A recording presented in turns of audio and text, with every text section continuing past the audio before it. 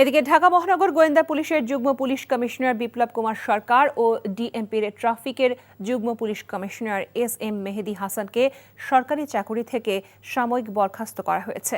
স্বরাষ্ট্র মন্ত্রণালয়ের জননিরাপত্তা বিভাগের পুলিশ শাখা থেকে জারিকৃত সিনিয়র সচিব নাসিমুল গনির সই করা পৃথক প্রজ্ঞাপনে এই আদেশ দেওয়া হয়।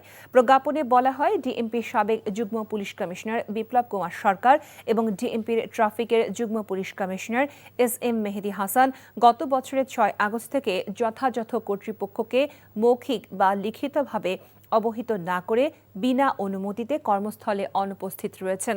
বিপ্লব কুমার সরকার এবং এস.এম. মেহেদী হাসানকে সরকারি কর্মচারী বিধিমালা ২০১৮-এর ২ বিধি অনুযায়ী ২০২৪ সালের ৬ আগস্ট থেকে সরকারি চাকরি থেকে সাময়িক বরখাস্ত করা হলো।